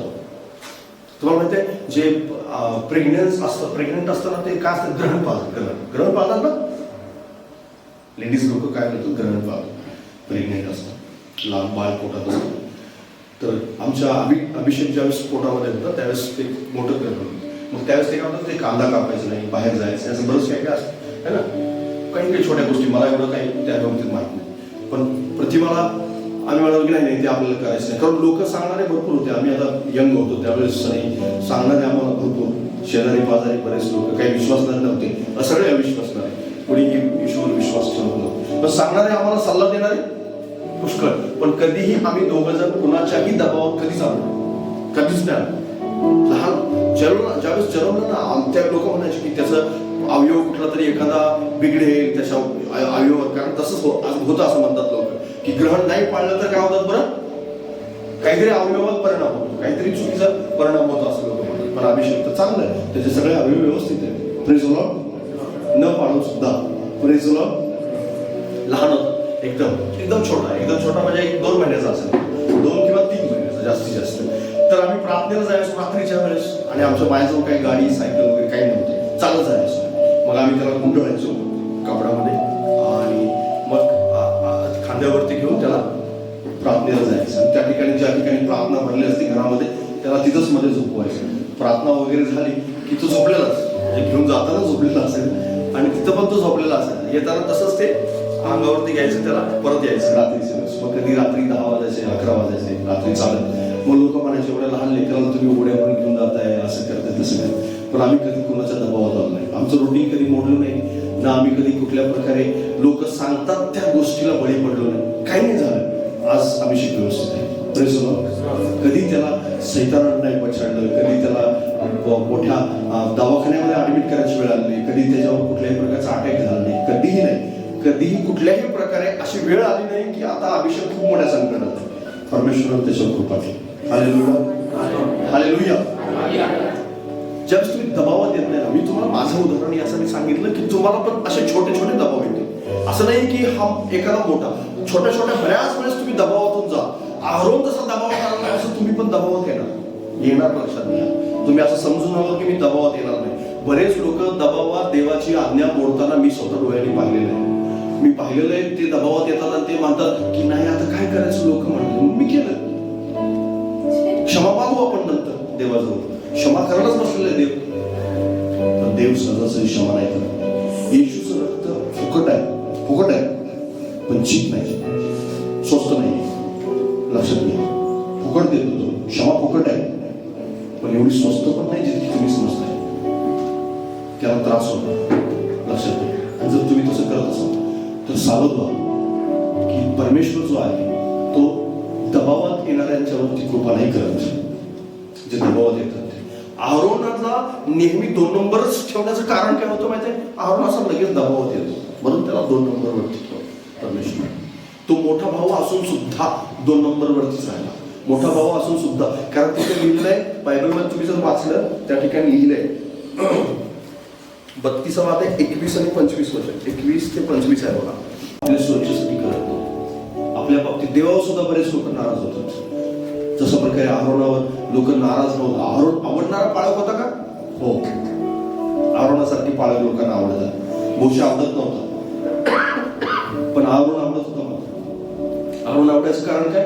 की अहरोन मनासारखं करत होता. अहरोनाने काय काय केलं त्या ठिकाणी आपल्याला वाचायला मिळतं. अहरोनाने त्याला काय सोडलं? मोकाट सोडलं असं लिहिलंय. अहरोनाने मोकाट सोडलं. लोकांनी मोकाट सोडलं, मोशेने मोकाट सोडलं का? नाही, अहरोनाने मोकाट सोडलं असं लिहिलेलं आहे. अहरोन त्यांना काय सोडतो? मोकाट सोडून देतो. लिडरशिप कोणाजवळ होती आता? मोशेजवळ होती, अहरोनाजवळ होती. कारण मोशे तर तिकडे होता. अहरोनाला सेन्सिटिव्ह म्हणायचं होतं की नाही. त्या ठिकाणी अहरोनाने त्यांना उपदेश केला, थांबवलं, किंवा त्यांना असं म्हणाला की नाही असं करू नका, देव नाराज होईल, असं कुठेही लिहिलेलं नाही. त्यानं सरळ सरळ काय केलं? ठीक आहे, तुम्ही म्हणा, मी जसं म्हणेल तसं करतो. असं करणारे सेवक जास्त आहेत आता आजकाल. असं करणारेच आहेत जास्त करून. तुम्ही म्हणाल तसं, मंडळी जसं म्हणेल तशा प्रकारे करणारे जास्त आढळले तुम्हाला. कारण का मंडळीला पण काय पाहिजे? असाच माणूस पाहिजे मांडवर. मंडळीला पण असाच अहरोनासारखाच पाळक पाहिजे. मोशेसारखा पाळक कोणाला आवडत नाही. मग भले तू किती नम्र असू द्या, तो नाही आवडत. मोशे नम्र होता का? हो, भरपूर नम्र होता. पण जरी मोशे नम्र असला तर देवाच्या बाबतीत खूप सेन्सिटिव्ह होता. मोशे नम्र जरी असला तरी देवाच्या बाबतीत तो कधीही दयामाया करत नव्हता. कधीही त्याचं त्या ठिकाणी असं नव्हतं की ठीक आहे तुम्हाला चालतं, ठीक आहे, असं नाही तो कधी म्हणाला. त्याने आज्ञा पाळल्या, चांगल्या प्रकारे लोकांना उपदेश केला, वाट दाखवली, सगळ्या गोष्टी केल्या. पण अहरोनासारखा तो लोकांनी म्हणेल तसं करणारा अजिबात नव्हता. पण अहरोन मात्र त्या ठिकाणी आपल्याला काय आढळतं? जसं दबावात येणारा, कुठलाही उद्देश न करणारा, जे काय असेल तशा प्रकारे. आणि उलट शेवटी कुणावर दोष देणारा? परत कुणावर दोष दिला त्याने शेवटी? ते म्हणाले हे पापाकडे प्रवृत्त असलेले लोक आहेत हे. नंतर तो त्यांनाच म्हणतो, मी असं केलं, तो असं कधी म्हणाला नाही. तिथं स्पष्ट लिहिलंय, पापाकडे प्रवृत्ती असलेले हे लोक आहेत सगळे. असंच पाळक पण असंच म्हणणार येणाऱ्या दिवसामध्ये देवासमोर जाऊन की तुला तर माहिती आहे विश्वासणारे कसे आहेत प्रभू. विश्वासणारे कसे आहेत तुला माहिती आहे. विश्वासणाऱ्याची आणि पाळकाची दोघांची पण जबाबदारी की सेन्सिटिव्ह असतो. सेन्सिटिव्ह आपण असायलाच पाहिजे. पालकांनी विश्वासणाऱ्यांना जे काही देवाकडून आलेलं आहे ते जशाच तसं चाळण न लावता, कुठल्याही प्रकारे न गाळता, जे काही मधलं काही कुणाला काय वाटेल याचा विचार न करता जसं आहे तसं सांगायचं आहे. आणि विश्वासणाऱ्यांनी सुद्धा पालकाकडून गोड बोलण्याची अपेक्षा करायची नाही की आम्हाला कानाला ऐकायला आवडेल असंच बोला, असं कधीही म्हणायचं नाही. कठीण वाटलं तरी बोला असं म्हटलं पाहिजे तुम्ही. Praise the Lord. नाहीतर म्हणू नका असं की हे सोनं आणि बनव वाचलो आता आम्हाला आणि आम्हाला चालणार देव आमच्या समोर ते. डायरेक्ट असं नाही करत आता लोक. ही थोडीशी कठीण गोष्ट आहे. आणि सैतानाला सुद्धा चांगलं माहिती आहे की लगेच विश्वासणारे काय असे फसत नाहीत. विश्वासणाऱ्यांना फसवण्याचे वेगवेगळे मार्ग येतात. आणि मार्ग कुठून सापडतात? मार्ग बायबलमधूनच आहे. जसं मी मगाशीच तुम्हाला सांगितलं की पिता काय करा, नवीन तयार करा. हे सैतानाने सांगितलेली ट्रिक आहे. पण तसं होत नाही हे सैतानाला चांगलं माहिती आहे. कारण सैतानाला सत्य चांगल्या प्रकारे माहिती असतं आणि त्यामुळे तो फसवत असतो. त्यामुळे तो फसवतो.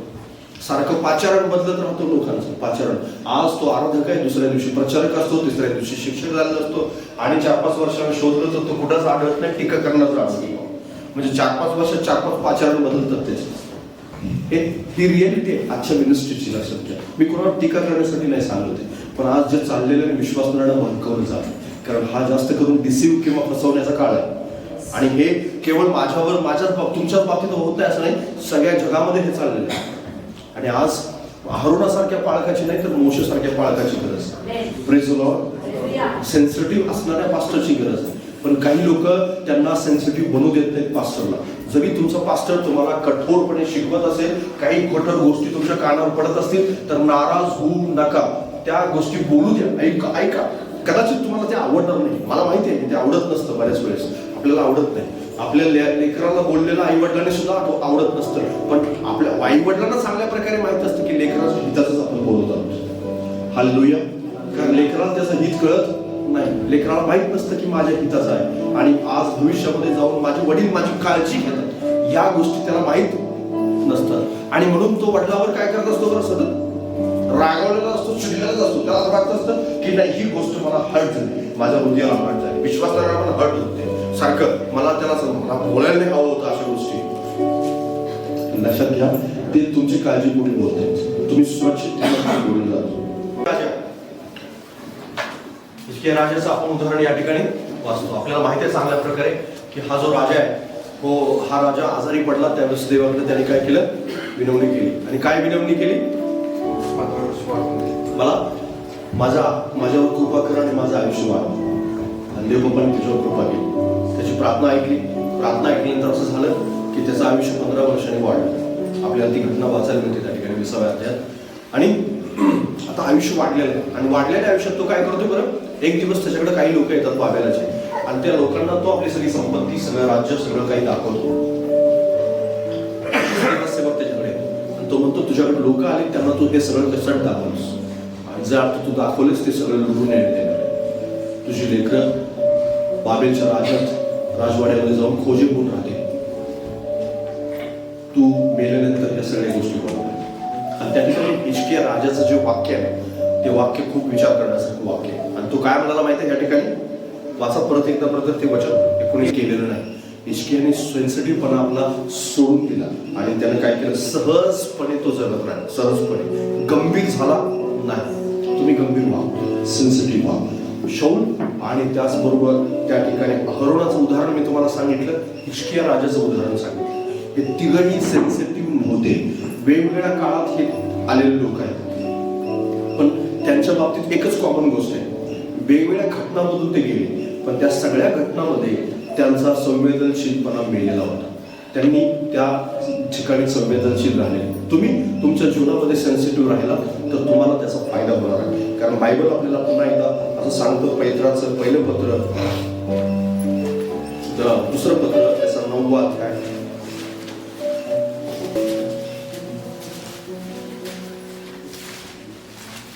ते वाचूया आणि आपण बंद करूया. आणि आपला प्रभू व तारणारा येशू ख्रिस्त याच्या कृपेत व ज्ञानात वाढत जा, त्याला आता व अनंत कालापर्यंत praise the Lord. Hallelujah. Bible आपल्याला सगळ्यात छोटी ही गोष्ट सांगतं की तुम्ही काय करा, आता इथून पुढे त्याच्या कृपेत आणि त्याच्या ज्ञानात काय करा, वाढत जा. जसं सुरुवातीला मी वाचलं होतं की जड अन्न कुणाला चालतं, जे लोक सावध आहेत, सेन्सिटिव्ह आहेत, त्यांनाच चालतं. जड अन्न कुणालाही चालत नाही. जे सावध नाहीत त्यांच्यासाठी हे जड अन्न नाही. आज जे मी तुम्हाला सांगितलं ते जड अन्न सगळ्यांसाठी नाही. जे सावध आहेत त्यांच्यासाठी मात्र आहे. जे सावध आहेत त्यांना मात्र ह्या गोष्टी देवाने सांगितलेल्या आहेत आणि तुम्ही जर त्या ऐकल्या आणि त्याचं पालन केलं तर त्याचा फायदा मात्र होणार आहे. कारण बायबल सांगतं इब्री लोकांस पत्राच्या 12व्या अध्याय पहिल्या वचनामध्ये की एवढ्या मोठ्या साक्षी रूपाने आपण वेढलेले असताना सहज गुंतवणाऱ्या गोष्टी आहेत ना, त्या आपण बाजूला कराव्या आणि आपण साक्षीरूपी त्या मेघाने वेढलेल्या त्या गोष्टीकडे आपण पाहू. म्हणजेच काय करावं, आपण आज आपल्या आजूबाजूला घडणाऱ्या घटना, आपल्या आजूबाजूला आपल्या जीवनामध्ये येणारा संकट, आपल्याला मिळणारा आशीर्वाद, आपल्या आजूबाजूला घडणाऱ्या लोकांचं बदलणारं जीवन, त्याच प्रकारे वाढणारं पाप, त्याच्यानंतर मोबाईल मधून होणाऱ्या गोष्टी, ऍडव्हर्टाईज, त्याच प्रकारे जगामधल्या गोष्टी, चर्चमध्ये घडणाऱ्या गोष्टी, त्याच्या प्रकारे आपल्या जीवनामध्ये येणारं संकट, आजार, त्याच्या प्रकारे आपल्याशी देव बोलतो स्वप्नाद्वारे, दृष्टांताद्वारे, वचनातून, वेगवेगळ्या प्रकारे संदेशातून, चर्चमध्ये आपण करत असलेल्या प्रार्थना, त्याची मिळत असलेली उत्तरं, या सगळ्या गोष्टीकडे, पवित्र आत्म्याचा आवाज, या सगळ्या गोष्टीकडे आपण लक्ष द्यावं. आणि ह्या सगळ्या गोष्टी आपल्याला सेन्सिटिव्ह ठेवायला मदत करतात, आपल्याला सेन्सिटिव्ह ठेवतात, आपल्याला संवेदनशील ठेवतात. आपण सावध असतो नेहमी. जसं मी तुम्हाला सांगितलं, पाऊस पटल्याने पडला की वायपर्स लगेच एका सेकंदात सुरू होतो. एक सेकंदात एवढे सेन्सिटिव्हिटी असतात. अंधार पडल्याने पडला, एका सेकंदामध्ये लाईट सुरू होते. इतकं सेन्सिटिव्ह तुम्ही असलं पाहिजे. एक घटना घडली नाही घडली की तुम्ही देवाला प्रश्न विचारला पाहिजे, प्रभू हे संकट का, प्रभू ही अडचण का, प्रभू मी आजारी का आहे, प्रभू माझी प्रार्थना लगेच का ऐकली, लगेच ऐकली तरी सावध व्हा, उशिराने ऐकत असेल तरी पण सावध व्हा. Praise the Lord. हालेलुया. प्रभू का तू मला आवाज देत नाहीस, आज माझ्याशी तू का बोलणार नाहीस, याच्या बाबतीत सुद्धा तुम्हाला सेन्सिटिव्ह पण असला पाहिजे. लक्षात घ्या, काही लोक अजिबात सेन्सिटिव्ह नाही, त्यांचं जीवन फ्लॅट चाललेलं आहे, फ्लॅट एकदम चाललंय. ते आहेत ख्रिस्ताला म्हणायला, पास्टरला तोंड दाखवण्यासाठी चर्चमध्ये वाईट वाटतं मला त्या गोष्टीचं. त्यांना असं वाटू द्या, तुम्हाला वाटू द्या की नाही पास्टर तुम्ही मला पाहा नाही पाहा, मला परमेश्वराला पाहायचं नाही. पास्टरनी पाहू न पाहू काय फरक पडणार, पास्टर स्वर्गात नाही निघत, येशू स्वर्गात येणार. येशूला दिसू दे तुमचा चेहरा, येशूला दिसू दे तुमचा अंतःकरण, तुमचा हात उंचावणं. रोज सकाळी प्रार्थना केल्यानंतर एक दिवस जर देव बोलला नाही तुमच्याशी, का बोलला नाहीस म्हणून देवाजवळ बसा. Praise the Lord. एक दिवस जर तुम्ही आराधनेत तुम्हाला देवाचा स्पर्श जाणवला नाही तर का नाही जाणवलं, यासाठी बसा आराधनेमध्ये. एक 15 मिनिटं लावू द्या, 15 मिनिटं कामावर उशिरा जा, एक दिवस दुकान उशिरा उघडा, एक दिवस बिझनेस थोडासा होऊ द्या कमी, पण तुम्ही सेन्सिटिव्ह असाल, देवाला आवडेल असा व्यक्ती. लक्षात घ्या, पण बरीच लोक आवडत, त्यांना असं वाटतं चाललंय ना चालू द्या, फ्लॅटमधून बाहेर घ्या, त्या याच्यातून बाहेर घ्या आणि देवाला म्हणा की प्रभूशी मला सेन्सिटिव्ह. हारुनासारखं काय आजूबाजूला चाललंय, ठीक आहे तुम्ही या, मी करतो काय करायचं, असं नका करू. अशा बाळकाची अपेक्षा नका करू की जो तुम्हाला उपदेशच नाही देत, काही सांगतच नाही, गोडगोडच सगळं सांगतो, मग तुम्ही सेन्सिटिव्ह नाही. कारण जर तुम्ही सेन्सिटिव्ह आहात तर कडू ऐकण्याची सवय सुद्धा तुमच्या कामाला असणार. तुम्हाला कठोर ऐकण्याची सवय सुद्धा असणार. तुमच्या बाबतीत असलेल्या सगळ्या सत्य गोष्टी ऐकण्याची सुद्धा तुम्हाला सवय असणार. कारण सत्य कडू असतं नेहमी आणि त्या गोष्टी तुम्हाला समजल्या पाहिजेत. लक्षात घ्या. आणि ह्या बाबतीत जसं मोशे सारख्या पालकाची अपेक्षा बाळगा, देवाच्या बाबतीत अतिशय कठोरपणे तो आज्ञांचं पालन करायला सांगत होता लोकांना, आणि ते जर केलं नाही तर तो म्हणत होता की असंच होणार. कोरहाच्या आधी नाही झालं तो. कोरह त्याला म्हणाले की तू जर आला नाहीस तर आम्ही मिसर देशाला जाऊ. तो म्हणाला की तू देव तुझा आणि माझी परीक्षा करेल आणि देवच ठरवेल की कोण बरोबर आहे. Praise the Lord. हालेलुया. आणि मोशे ठामपणे उभा राहिला. आणि बायबल त्या ठिकाणी सांगतं कोरह त्याच्याबरोबरची सगळी त्याची लेकरं बाळ त्याचं सगळं कुटुंब संपत्ती सहित जमिनीत गडप झाली. कोणी सापडलं, एकही मनुष्य राहिला नाही, सगळेजण गडप झाले. मोशे खरा ठरला. हारूनासारखा मुळमुळा नाही राहिला.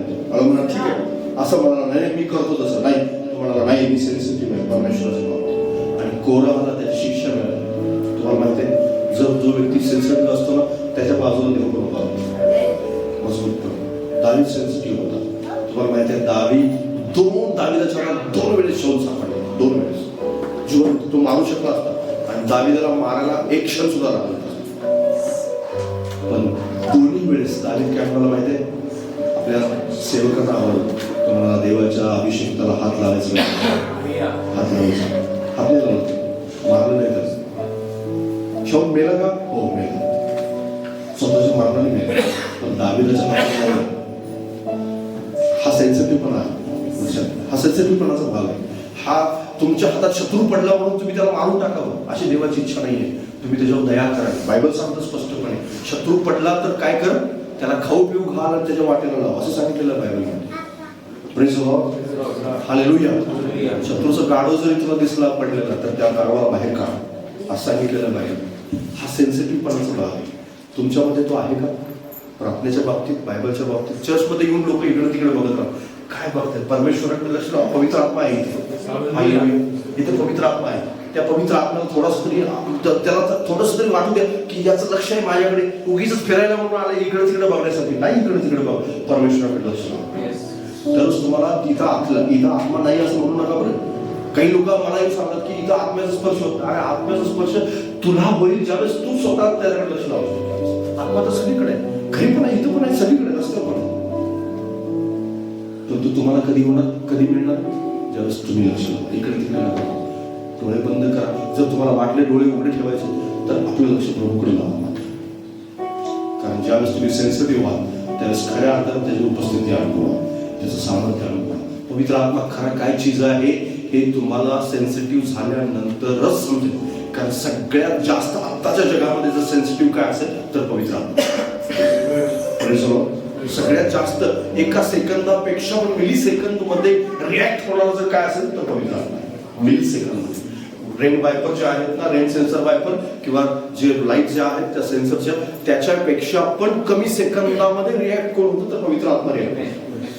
माहिती जर तुम्ही समर्पण केलं नाही केलं की तो लगेच रिएक्शन चालू करतो तुमच्या.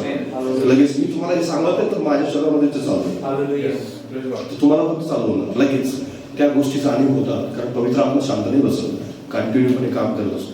मी तुम्हाला जे आज सांगितलं त्या तिघांच्या मधून सेन्सिटिव्हपणा आपण शिकलेलो आहोत की काय असायला हवं. त्यांच्याकडे न होता आपल्यामध्ये मात्र असायला हवं. कारण सगळ्यात जास्त सेन्सिटिव्ह कोण होतं बायबलमध्ये? एक व्यक्ती आहे, प्रभू येशू ख्रिस्त. तो सेन्सिटिव्ह होता. खूप खूप छोट्या छोट्या गोष्टींच्या बाबतीत त्याचा सेन्सिटिव्हपणा आपल्याला पाहायला मिळतो. आणि तो कधीही दबावाखाली आला नाही बरं कुणाच्याच. पापी लोक आले ते सगळे शास्त्री पुरुषी याजक घेऊन आले एका स्त्रीला मारण्यासाठी. आणि तो म्हणाला, ती काय म्हणाले की हिला आम्ही पाप करताना आम्हाला सापडले. येशू लगेच ओळखलं. येशू आणि सेन्सिटिव्ह आहे, लगेच ओळखलं ते. आणि तो लगेच म्हणाला की ज्याने कोणी पाप केलं नसेल तिला पहिल्यांदा मी मारलं. आणि येशूनं काही बोलू नये एवढंच एक शब्द बोलला आणि तो जमिनीवर लिहू लागला. येशू लोकांची पापं लिहितो खाली जमीन. याने हे पाप केले त्याने ते केले त्याने ते केले नावच येतो.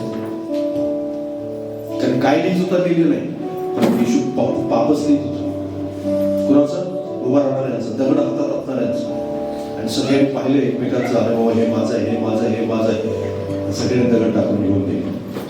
येशू ख्रिस्ताचा सेन्सिटिव्हपणा खूप ठिकाणी पाहायला मिळतो. ज्यावेळेस त्याला कर द्यायचं होतं त्यावेळेस, त्याची परीक्षा पाहिली त्यावेळेस, पिलाताने प्रश्न विचारला त्यावेळेस, येशू क्रुसावर होता त्यावेळेस, येशू पुनरुत्थित झाला त्यावेळेस, सगळ्या वेळेस त्याचा सेन्सिटिव्हपणा पाहायला मिळतो. तो छोट्या छोट्या गोष्टीच्या बाबतीत सेन्सिटिव्ह होता. तो कधी दजला नाही, भिला नाही, घाबरला नाही, दबावाखाली आला नाही. कुठल्याही प्रकारे येशू देवाच्या आज्ञेच्या बाबतीत त्यानं म्हटलं नाही की हे चालतं नाही. तो पूर्णपणे त्याच्यावर अगदी फोकस राहून काम करतो. हालेलुया. तुमच्याही बाबतीत असं बोले. प्रभू तुम्हाला नक्कीच मदत करेल हे सगळं करण्यासाठी. या आपण सगळेजण